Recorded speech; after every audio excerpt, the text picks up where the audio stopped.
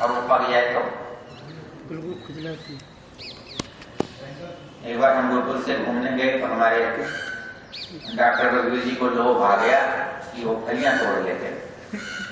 अब ये नहीं पता था कि सूखी फलियां तोड़ने का नुकसान क्या है। उसके जो ऊपर रोम होते हैं वो रोम जहां भी लगते हैं उसकी खुजली बहुत होती है, और जितना आप खुजलाते हैं उतनी ज्यादा होती है। इसका उपाय करना क्या? गोबर गाय के गोबर से यदि आप उसको बोलोगे तो खुजली मिट जाएगी, नहीं तो नहीं मिलेगी। एक बार एक मौलवी जी ने ये कहा कि ये हिंदू बड़े बेवकूफ हैं, गोबर से लीपते हैं। कोई गोबर से लीपता है? गोबर तो वैसे ही गंदा है, उससे ही अपना चौका बैठक मकान लीपते हैं गंदे। तो एक समझदार ने क्या किया कि उनका कौन से जरा संबंध करा दिया। अब मौलवी जी बहुत परेशान हुए, क्या करें। तो जब वो बहुत दुखी हुए तो उनसे कहा कि उपाय तो है, पर आप सोचो आप कर पाओगे कि नहीं कर पाओगे। हिंदू तो कर लेते, आप करोगे क्या? बोले कुछ भी बताओ, करना तो। बोले बस गोबर लाओ और उससे मल करके ना। क्या करें बेचारे? औषध कौन सी चीज औषध नहीं है? क्यों कि औषध क्या है? जहां न्यूनता है उसकी पूर्ति का नाम औषध है। शरीर में जो चीज न्यून हो गई वैद्य क्या करता है? उसकी पूर्ति करता है। क्योंकि वो शरीर भौतिक है, धातुओं से बना हुआ है, वस्तुओं का से बनता है, इसलिए इसकी घटने और बढ़ने की प्रक्रिया भी वस्तु से होगी। तो किसको कितना ज्ञान है इस बारे में, ये मुख्य है। मतलब जो आप कभी कभी वैद्य चमत्कार करता है, अद्भुत बात दिखाई देती है कि उसने एक छोटी सी चीज दी, हो गया। ये क्यों होता है कि यदि वस्तु के आप गुणों से परिचित हैं और जो कमी है उससे परिचित हैं, तो आप उसकी पूर्ति बहुत आसानी से कर सकते हैं। और नहीं तो आप कितनी भी दवाई खाते रहे, रोग नहीं जाता। क्योंकि रोग का कारण क्या है? सर्वेषामेव रोगाणां निदानं परिवर्जनम्। जिस चीज से चीज उत्पन्न हो रही है, कारण जो है, यदि आप उसको जानते हैं तो चिकित्सा कर सकते हैं। यदि कारण को नहीं जानते तो चिकित्सा नहीं कर सकते। चिकित्सा पूर्ण नहीं हो सकती, सफल नहीं हो सकती।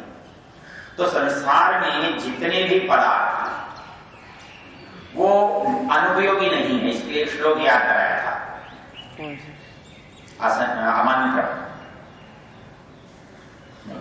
अमंत्रमक्षरं नास्ति नास्ति मूलम अनौषधम अयोग्यः पुरुषो नास्ति योजकस्तत्र दुर्लभ। जब मैं पहली बार आयुर्वेद की कक्षा में गया था तो वैद्य रामनाथ जी हमारे गुरु जी थे।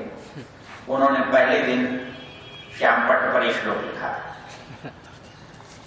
अमंत्रमक्षरम नास्ति। इस संसार में कोई अक्षर ऐसा नहीं है जिसके अंदर कोई रहस्य न हो, कोई ज्ञान न हो, कोई तत्व न हो।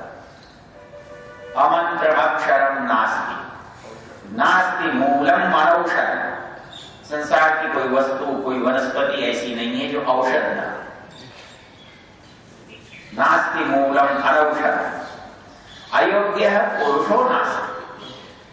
दुनिया में हम कहते हैं ये नालायक है या योग्य है, अयोग्य दुनिया में कोई नहीं।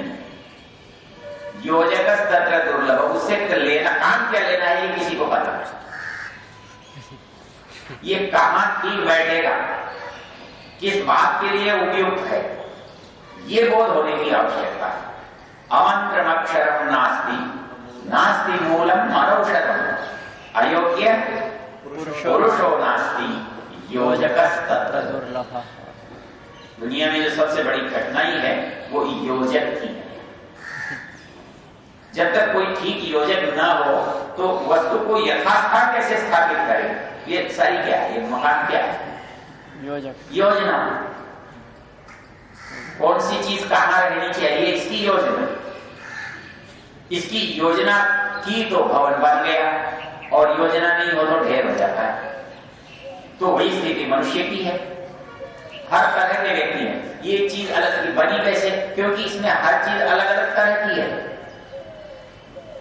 इसमें कोई आधी ईंट लगी होगी, कोई पूरी लगी होगी, कोई तिरछी लगी होगी, कोई सरिया इधर लगा हुआ, उधर लगा हुआ। ये दुनिया में एक भी आदमी तो दूसरे से मिलता हुआ नहीं है, कोई भी किसी से नहीं मिलता। लेकिन ये सब मिलकर बैठे हैं तो कहीं कोई योजना है। जो एक दूसरे के पूरक होते हैं, वो पूरक यदि एक दूसरे से मिल जाए तो ज्यादा मजबूती से बैठ जाए। एक चीज कम है, एक चीज ज्यादा है, दोनों को हमने मिला दिया तो वो अनुदृढ़ हो जाता है। तो वैसे ही मनुष्य कितने भी विपरीत हो सकते हैं, लेकिन उन विपरीत गुणों को पूरक रूप में प्रयोग कर लिया जाए तो यदि वो पूरक प्रयोग हो जाए तो समग्रता आ जाती है उसमें। मतलब भिन्नता होने के बाद विरोध न होकर के, भिन्नता होने के बाद उसमें ऐक्य पैदा हो जाता है समग्रता के बाद। इस शरीर में हर चीज उल्टी सीधी लगी हुई है, लेकिन इस शरीर से जुड़कर के उसने इस शरीर को पूर्णता प्रदान की है। आंख का पैर से क्या संबंध है? कुछ भी नहीं। हाथ का बाल से क्या लेना है? कुछ नहीं। लेकिन ये सब एक जगह जुड़ गए, और जुड़ करके इन्होंने अपनी उपयोगिता को साबित कर दिया। कब? समग्रता के कारण। समग्रता से ऐक्य स्थापित हो सकता है, वैसे नहीं हो सकता। तो इस दृष्टि से शास्त्र ये कहता है कि ये जितनी भिन्नता आपको दिखाई दे रही है, हमें क्या लगता है? ये सब दुख दे, परेशान कर रही है। जाते हैं कहीं ऊंचा है, कहीं नीचा है, कहीं आड़ा है, कहीं टेढ़ा है, कुछ न कुछ कष्ट ही कष्ट लगता है। ये तब तक लगता है जब तक इसमें समायोजन का बोध नहीं। समायोजन का बोध हो जाएगा तो हमें कोई भी विपरीत दुखी नहीं देंगे, कष्ट नहीं देंगे। हमें लगता है ये स्वभाव बड़ा तीव्र है, ये स्वभाव बड़ा नम्र है, ये स्वभाव बड़ा कठिन है। वो सोचता है कि इनका उपयोग क्या हो सकता है, ये योग्यता क्या है, इस योग्यता का सदुपयोग हो जाए तो वही पूरक बन जाए, एक दूसरे के साथ बन जाए। तो यही बात ये कहता है शास्त्र कि संसार में जो भी कुछ वस्तु है वो पूरक है, एक दूसरे के लिए बनी हुई है। यदि उसमें से कुछ नहीं है तो उस न्यूनता का हमको पता भले न लगे, लेकिन न्यूनता तो होगी, न्यूनता अवश्य होगी। तो उस न्यूनता को जो जितना अधिक समझ सकेगा वो सृष्टि को उतना अच्छी तरह से उपयोग कर सकेगा। हमको बहुत सारी चीजें व्यर्थ लगती हैं, क्या कोई मतलब नहीं, लेकिन जो जानता है वो उनका मूल्य समझता है, वो उनका संग्रह करता है, वो उनको लाता है। हम एक बार एक खेड़े पर चले, कुछ टुकड़े पड़े, हमारे टुकड़े थे। हमारे स्वामी जी ने देखा, गुरु जी ने, उनकी समझ में आया, उन्होंने जिसके पास थे उससे कहा दे दे। उसे लगा ये काम की चीज है, मांग रहे हैं, क्यों मांग रहे? वो बोला कि मैं तो इसके 100 रुपये। थोड़ा सा भाव किया, थोड़े कम करके उसको पैसे देकर वो चीज दे दी। मैंने क्यों खरीदी? तो बेकार है। बोले बेकार नहीं है, इसकी कीमत लाखों है। क्यों? इसके ऊपर एक लेख है और लेख ब्राह्मी का है। ब्राह्मी लिपि कब थी? 3500 साल पहले। तो उसकी क्योंकि प्रतीति है, पहचान है, इसलिए उसका मूल्य है। नहीं तो लोग कूट पीट के उसका बना करके लिख देते हैं, वो टुकड़े होते हैं उसके पकाए, उसकी मिट्टी अच्छी होती है तो उसके पास। तो ये सब परिस्थिति क्या है? जानने पर निर्भर करती है। इसलिए मनुष्य को परमेश्वर ने बना करके छोड़ नहीं दिया, बाकी लोगों को तो बनाकर छोड़ दिया। पत्थर बनाया, बना दिया, पत्थर को वेद थोड़े पड़ा। क्यों कि पत्थर क्या उपयोग करेगा वेद पढ़ के? पेड़ बन गया इसका अपने लिए क्या उपयोग? उसकी एक प्रक्रिया है, उसके अंदर वो घटता बढ़ता लेकिन मनुष्य को बनाकर उसने छोड़ दी। हम अपना बच्चा पैदा तो कर लेते हैं, तो क्या उसे छोड़ देते हैं? उसे योग्य भी तो बनाते हैं। उसे जो जीवन का, जन्म का उद्देश्य, प्रयोजन है, उसके योग्य तो बनाते हैं। तो वैसे ही ये सारा संसार जो है उसके लिए बना है, तो इसके बारे में उसको पता ना हो तो फायदा क्या हो? इसलिए ये जो यज्ञ हुआ, ये यज्ञ अधूरा है यदि इसके अंदर ज्ञान की बात ना हो। होता क्या है कि हम ये सोचते हैं दुनिया तो बनाई होगी किसी ने, पर ज्ञान का क्या लेना देना है इससे? बन गई होगी, बन गई होगी, लेकिन यदि वस्तु बनी है उसका उपयोग करने वाला न हो या उपयोग का ज्ञान न हो तो वस्तु का अर्थ क्या है? इसलिए निर्माण मतलब वस्तु और वस्तु से उपयोग का ज्ञान, ये दोनों साथ हुए बिना काम नहीं चल सकता। और ये दोनों एक में हुए बिना काम नहीं चल सकता। क्योंकि वो पूछो जी ये बात बोली उसने की, उससे पूछो क्यों? कौन जानता है जिसने किया? कौन जानता है जिसने बनाया? कौन जानता है जिसने पढ़ा है? कौन जानता है जिसने पढ़ाया है? क्यों? तो ये जो दो चीजें एक में होना, तो निश्चित रूप से जिसने संसार बनाया है उसने ज्ञान दिया है, इसका विकल्प नहीं है। या तो संसार नहीं बनेगा, क्योंकि ज्ञान नहीं होगा तो बनेगा कैसे? और संसार बनाया है तो ज्ञान है, तो संसार का ज्ञान जिसके पास है, उपयोग का ज्ञान भी उसी के पास है, क्योंकि उसी ने तो ये सोचकर बनाया है। बनाने वाले ने सोचकर बनाया है, किस लिए बनाया जा रहा है, किसके लिए बनाया जा रहा है। इन दोनों का प्रश्नों का उत्तर बनाने वाले का फिर किसी के पास नहीं हो सकता। मैं आवश्यकता के लिए घूम सकता हूं कि मेरी आवश्यकता है, इसके अनुकूल कोई उपाय, कोई साधन, कोई वस्तु मुझे मिल जाए, मैं प्रयत्न कर सकता हूं, लेकिन मिले ही अनिवार्य नहीं। लेकिन जिसने बनाया है उसको ये निश्चित रूप से पता है कि मैंने जो चीज बनाई है वो किसके लिए बनाई है और किस उपाय के लिए। तो इसलिए जब कोई आदमी ये कहे कि संसार बनाया, तो खाली बनाया इतने से काम नहीं चले। उसके सामने दोनों प्रश्नों का उत्तर चाहिए, किसके लिए बनाया और इसका उपाय किसके लिए बनाया, तो उसके काम क्या है। तो ये जो सिद्धांत है ये हमारे बाकी सिद्धांतों से जो आधुनिक है उनसे अलग हो जाता है। क्यों? कि वहां संसार अलग चीज है, ज्ञान अलग चीज है। ज्ञान उनके यहां पृथक से उत्पन्न होता है। पृथक से कैसे उत्पन्न होगा?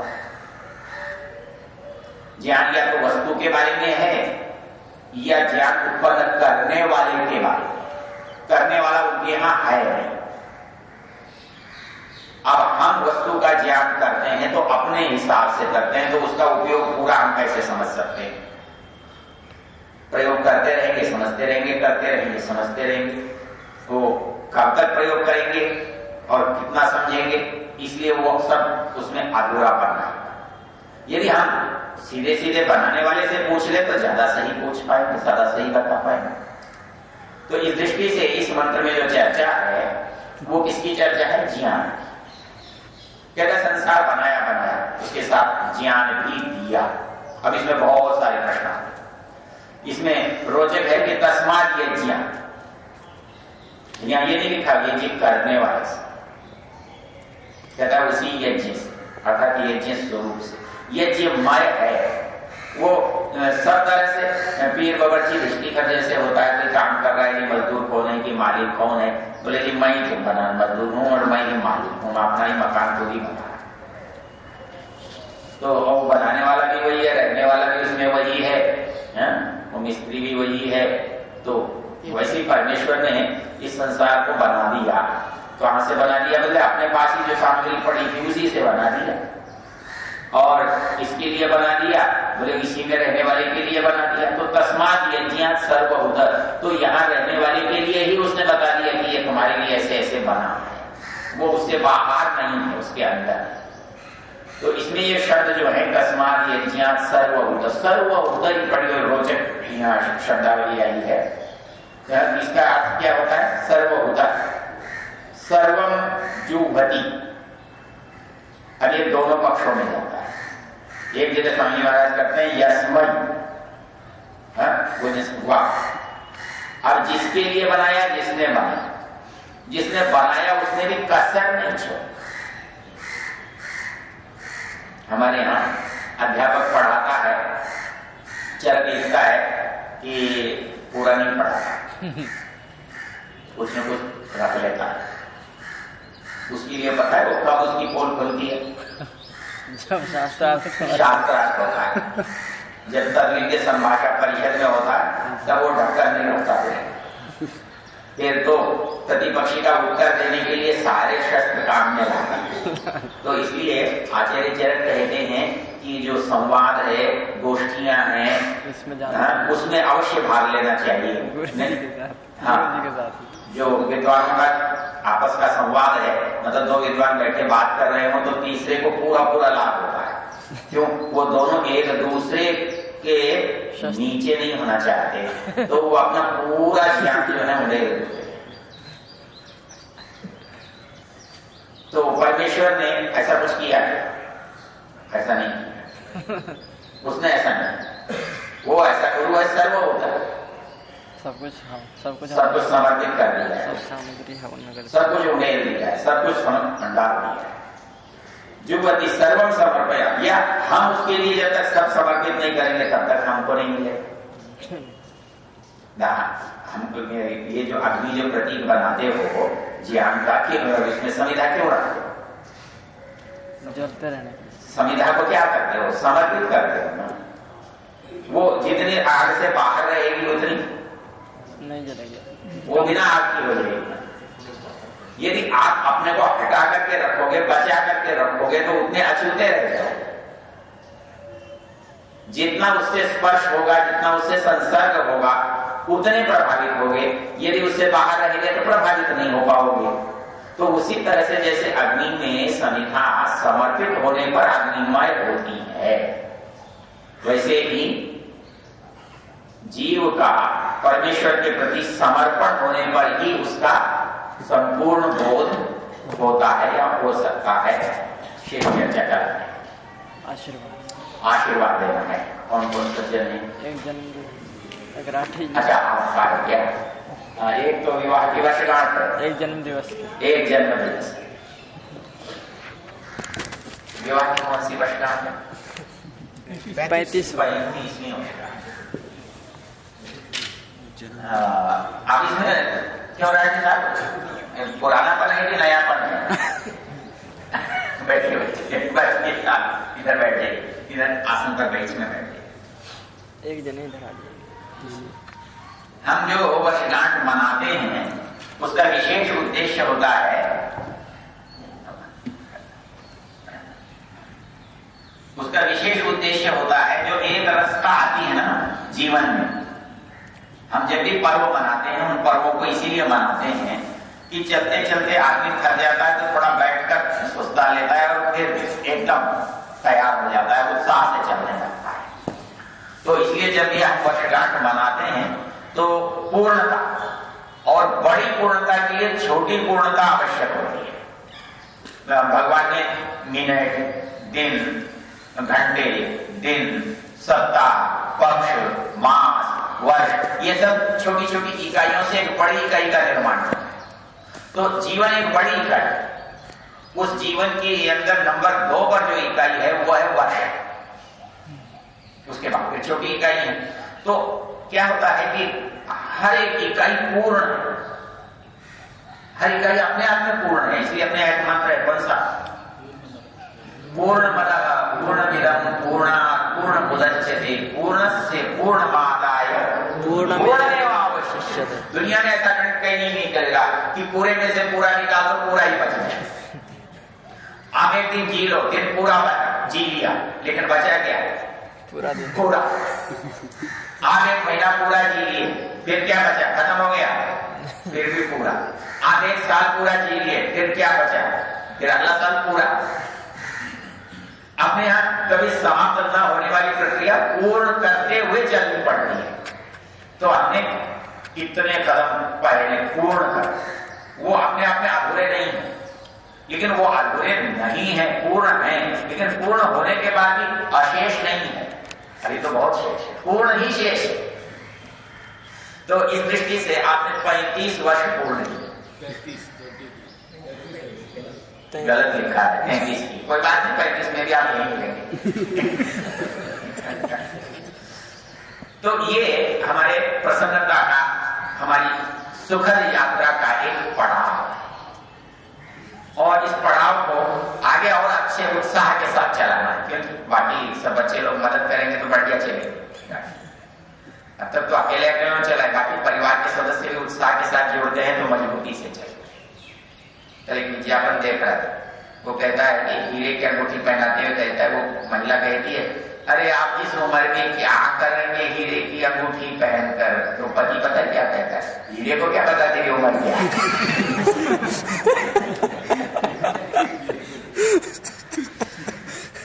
हम कभी कभी वर्ष लेकर के सोचते हैं बहुत पुराने होंगे, लेकिन दुनिया में कोई दिन पुराना होता है क्या?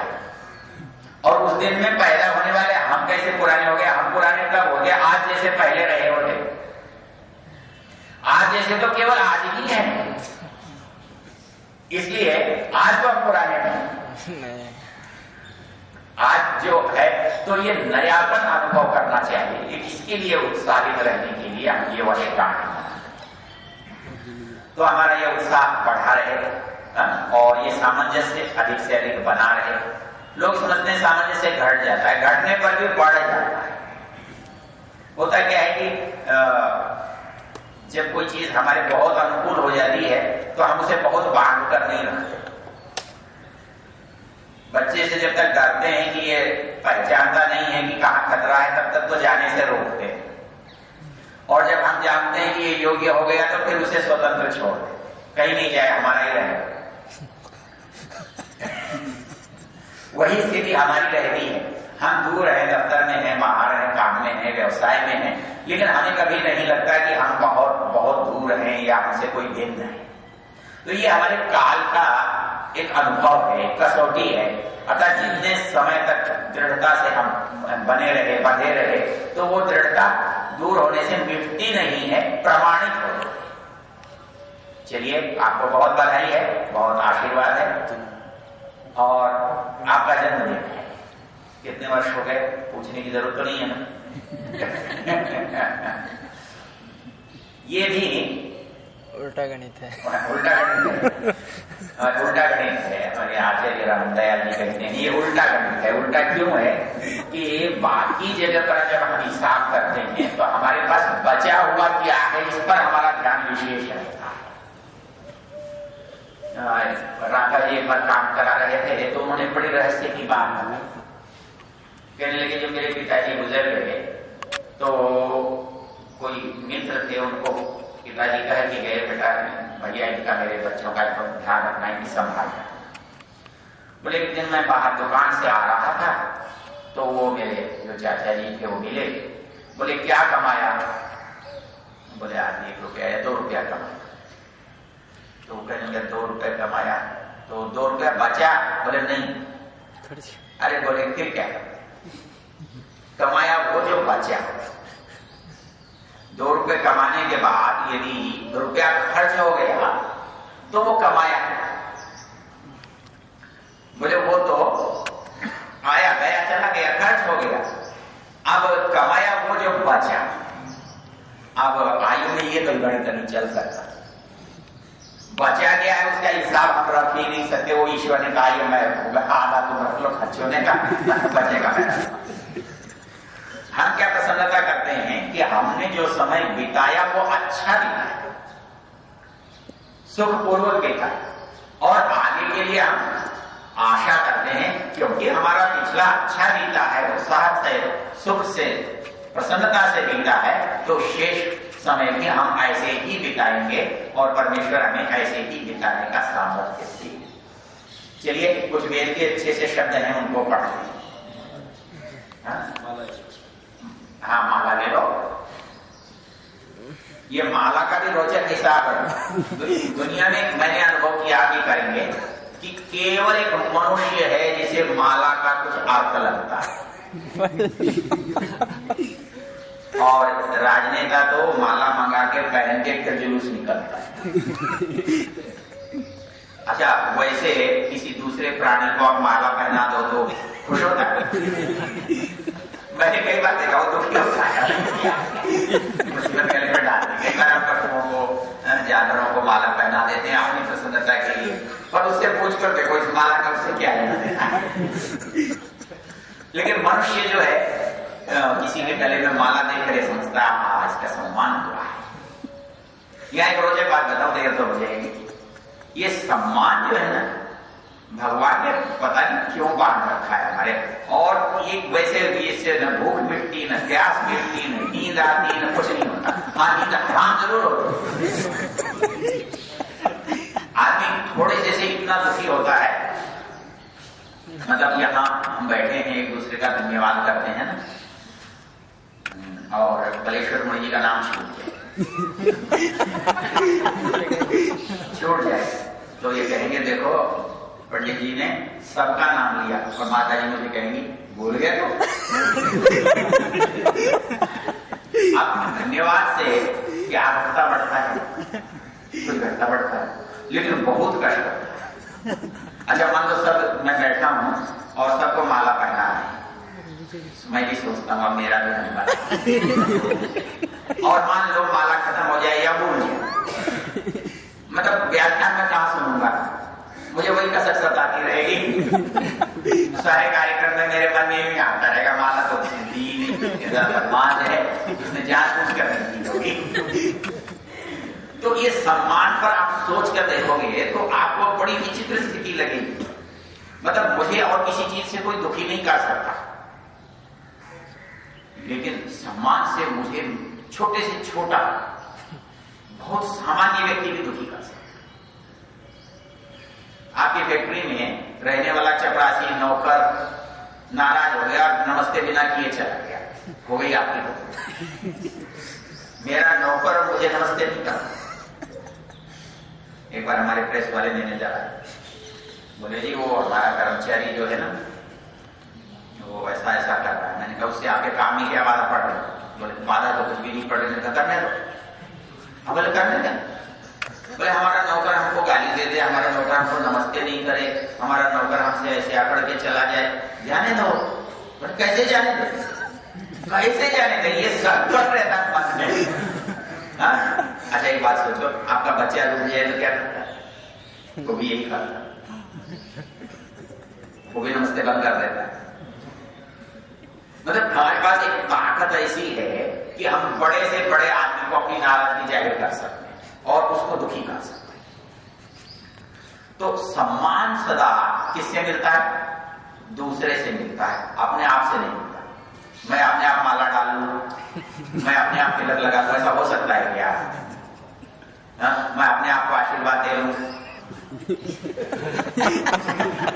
अरे आशीर्वाद तो पढ़ना है, मतलब मैंने मंत्र पढ़ा तो आपको फायदा होगा और आप खुद पढ़ ले तो क्या नुकसान हो जाएगा? लेकिन आज तो नहीं है। क्यों? अपने आप 10-20 माला खरीद के घर में लाकर पहन लिए तो क्या है? इसलिए सम्मान होता है दूसरे की दृष्टि।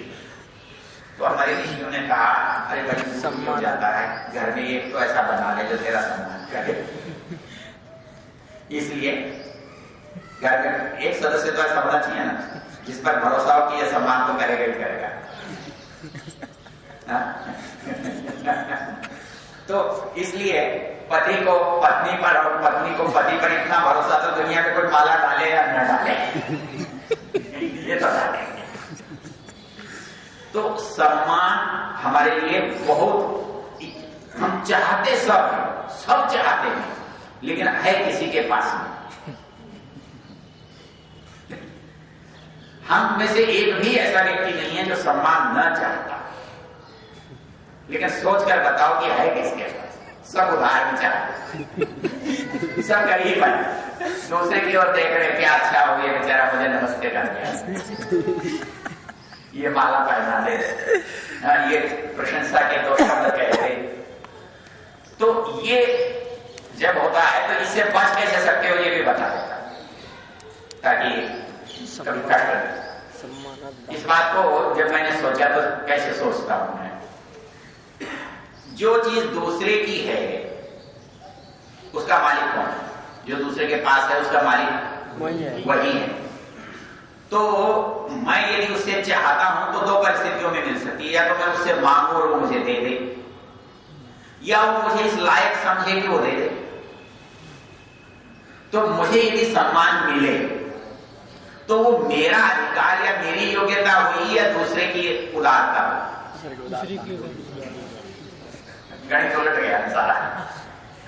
मतलब दूसरा मेरा सम्मान करता है तो ये दूसरे की मेहरबानी होती है, ये दूसरे की उदारता होती है, क्योंकि वो संपत्ति मेरी नहीं है, वो संपत्ति उसकी है जो मुझे दे रहा है।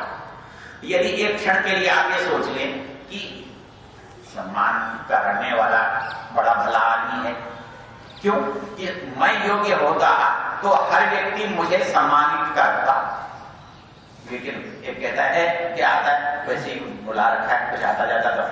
दूसरा कहता है हाँ बड़ा विद्वान है जी, बड़ा पंडित है, बड़ा अच्छा है। अब ये 2 राय में मेरे लिए कौन सी ठीक है? दोनों ही ठीक है।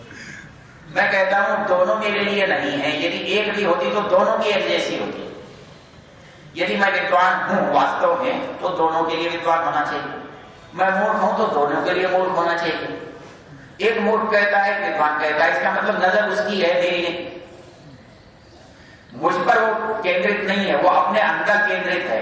जिसके मन में अच्छा नहीं लग रहा है वो मुझे बुरा कहता है, जिसको मैं अच्छा लग रहा हूं मुझे अच्छा कहता है। वास्तव में न मैं अच्छा हूं न मैं बुरा, तो फिर मुझे दुख क्यों होना चाहिए? जब कोई मेरी प्रशंसा करता है तो मैं चाहता हूं कि ये ठीक कहता है, बिल्कुल मैं ऐसा ही हूं। लेकिन मुझे कोई गाली देता है तो मुझे तो बड़ा दुष्ट है, मैं ऐसा नहीं हूं, मुझे ऐसा कह रहा।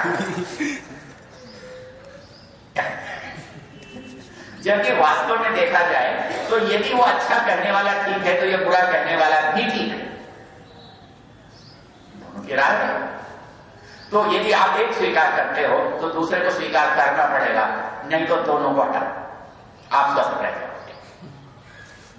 आपको किसी का भी बोझ नहीं आएगा। ठीक है, उसकी राय है, वो कह सकता है, उसकी राय वो भी कह सकता है। इसलिए जो समाज में हमारा सम्मान करता है, कोई आदर करता है, कोई स्नेह करता है, हम ये मानकर चलें कि वो उसका हमारे प्रति सद्भाव है, हमारे प्रति उसकी उदारता है, सौजन्य है, तो हमें दुख नहीं होगा, हमें प्रसन्नता होगी। यहाँ हम समय हो गया, चलो मंत्र पढ़ो। ओम इंद्र श्रेष्ठानि द्रविणानि देहि चित्तिं दक्षस्य स्वभगत्वमस्मि भूषं रयीणाम् अरिष्टिं तनूनां स्वात्मानं वाचः सुदिनत्वमन्नाम्। चलिए माला पहनाइए।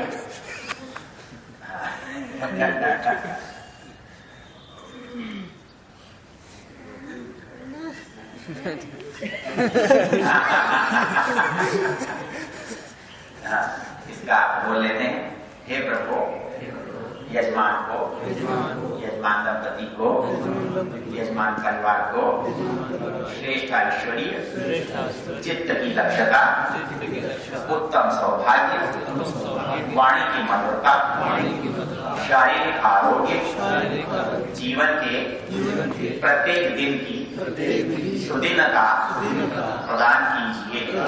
ओम सत्याः शिवाः सबलाः सन्तु यजमानस्य कामाः। हे प्रभु यजमान की सकल सदिच्छानि सदा पूर्ण। ओम स्वस्ति। ओम स्वस्ति।